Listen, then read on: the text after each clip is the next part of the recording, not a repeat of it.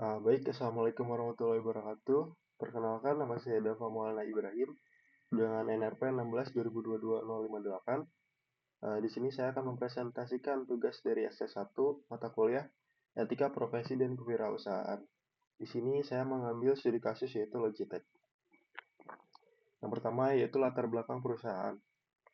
Nah, Logitech adalah contoh sukses kewirausahaan di industri teknologi, di mana produk dan jasanya telah mengubah cara orang berinteraksi dengan perangkat melalui inovasi peripheral komputer seperti mouse, keyboard, dan perangkat video conferencing. Logitech relevan dengan kewirausahaan karena menunjukkan bagaimana konsep sederhana dapat berkembang menjadi bisnis global melalui identifikasi peluang pasar, adaptasi terhadap disrupsi teknologi, dan mencari peluang pasar di seluruh dunia. Selanjutnya yaitu profil perusahaan. Yang pertama yaitu sejarah singkat.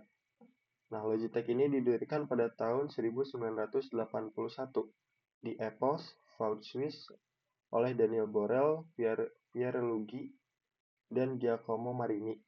Lokasi awalnya itu di Swiss dengan kantor pusat hari ini di Lausanne, Swiss, dan operasi utama di California. Visi perusahaannya itu adalah merancang kemungkinan baru yang memperluas kemampuan manusia. Sementara misi utamanya adalah membawa alat-alat yang memperkaya antarmuka antara manusia dan informasi.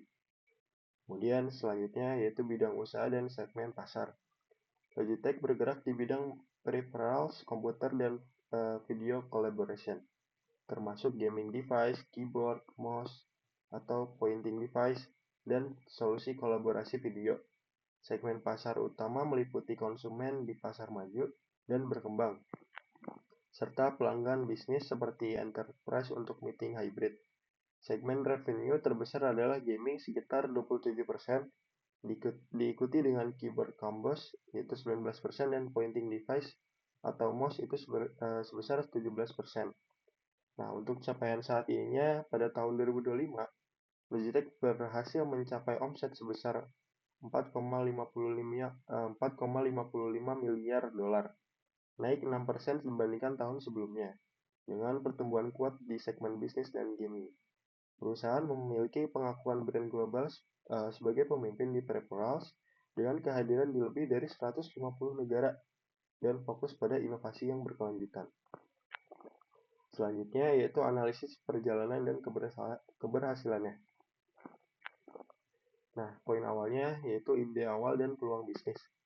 Ide awal Logitech ini lahir dari visi pendirinya untuk menciptakan peripherals yang lebih baik bagi komputer pribadi yang mulai populer di era 1980-an. Dimulai dengan pengembangan mouse optik. Masalah yang diselesaikan adalah keterbatasan interaksi manusia dengan komputer pada saat itu, di mana perangkat input seperti mouse tradisional kurang presisi dan ergonomis. Peluang pasar awal muncul dari booming PC pribadi pasca IBM, di mana permintaan akan aksesori berkualitas tinggi meningkat, memungkinkan Logitech memasuki pasar yang sedang berkembang pesat. Selanjutnya yaitu karakteristik atau keunggulan produknya. Nah, inovasi yang dibawa Logitech termasuk mouse wireless dan optik, serta integrasi AI di perangkat terbaru untuk pengalaman hybrid work. Diferensiasi dibanding pesaing seperti Microsoft atau Razer terletak pada desain human-centric yang fokus pada ergonomis dan berkelanjutan. Nilai tambah atau value proposition adalah peningkatan produktivitas dan kenyamanan pengguna, seperti perangkat yang mendukung kolaborasi jarak jauh dengan kualitas tinggi, atau biasa kita sebut itu webcam. Kemudian tahapan perkembangan usahanya. Nah, dalam fase startup yaitu di tahun 1980-an, Logitech fokus pada R&D mouse dan ekspansi ke AS untuk memanfaatkan pasar PC. Fast growth-nya itu di sekitar 1990-an sampai 2000-an ditandai dengan IPO dan diversifikasi produk dengan strategi pemasaran berbasis OEM dan retail. Pada fase ekspansi yaitu 2010 hingga sekarang, perusahaan melakukan akuisisi misalnya hybrid untuk audio dan masuk ke segmen gaming atau video. menggunakan strategi pemasaran lifestyle driven dan data analytics untuk personalisasinya. Nah, strategi bertahan dan beradaptasinya itu ketika pandemi COVID-19, jadi Logitech ini memperkuat produk video collaboration seperti integrasi dengan Zoom yang mendorong pertumbuhan penjualan terhadap disrupsi teknologi seperti AI dan hybrid work. Perusahaan berinovasi dengan perangkat pintar dan desain berkelanjutan. Inovasi terbaru termasuk solusi untuk meeting hybrid dan fokus pada sustainability untuk tetap relevan di era pasca pandemi ini. Nah, selanjutnya evaluasi faktor keberhasilan dan hambatan.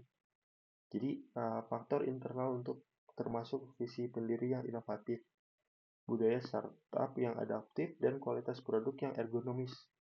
Faktor eksternalnya itu termasuk ekspansi pasar teknologi, kolaborasi yang strategis, dan undang-undang lingkungan yang mendukung keberlanjutan. Dengan meningkatkan efisiensi operasional, akuisisi, dan diversifikasi pasar, tantangan seperti kompetisi ketat dan gangguan rantai pasok dapat diatasi. Selanjutnya yaitu keterkaitan dengan konsep kewirausahaan. Nah, bisa dilihat di sini ada foto dari Daniel Borel selaku CEO Logitech. Jadi, pendiri Logitech ini menunjukkan karakteristik wirausaha sebagai risk taker dan inovator. Dengan latar belakang dengan latar belakang kuliah di Stanford yang memungkinkan identifikasi peluang di pasar PC awal. Mereka menemukan peluang dengan memahami tren teknologi dan menerapkan strategi pertumbuhan seperti akuisisi dan ekspansi global. Menurut teori entrepreneurial yang menekankan proaktivitas dan inovasi, perusahaan ini menunjukkan orientasi inovasi dan adaptabilitas yang tinggi, serta punya budaya mindsetnya itu mindset startup yang memungkinkan respon cepat terhadap perubahan. Baik, kesimpulannya, ide awal Logitech ini berasal dari visi pendiri untuk menciptakan perangkat input seperti mouse optik yang meningkatkan interaksi manusia dengan komputer. Muncul di tengah revolusi PC pada awal 1980-an, mengisi kebutuhan akan alat yang lebih presisi dan ergonomis. Selanjutnya, keberhasilan Logitech ini didorong oleh inovasi produk seperti mouse wireless, keyboard yang ergonomis, dan solusi video collaboration atau webcam yang mendukung kebutuhan hybrid work, menjadikan perusahaan pemimpin di pasar peripherals. Selanjutnya, Logitech mampu bertahan melalui adaptasi cepat terhadap tren seperti pandemi COVID-19 dan disrupsi teknologi dengan memperkenalkan produk untuk kolaborasi jarak jauh dan fokus pada keberlanjutan lingkungan. Selanjutnya, pertumbuhan global Logitech didukung oleh strategi pemasaran yang berfokus pada pengalaman pelanggan, kemitraan strategis, serta akuisisi seperti Jaybird untuk diversifikasi produk ke segmen audio dan gamingnya. Selanjutnya, budaya inovasi yang kuat dan mindset startup memungkinkan Logitech mengatasi hambatan seperti kompetisi yang ketat dan gangguan rantai pasoknya, menjaga relevansi melalui respons proaktif terhadap perubahan pasar. Ini ada 3 source yang saya ambil, yaitu dari logitech.com, Statista, dan juga Wikipedia. Oke. Sekian presentasi dari saya. Kurang lebihnya mohon maaf. Wassalamualaikum warahmatullahi wabarakatuh.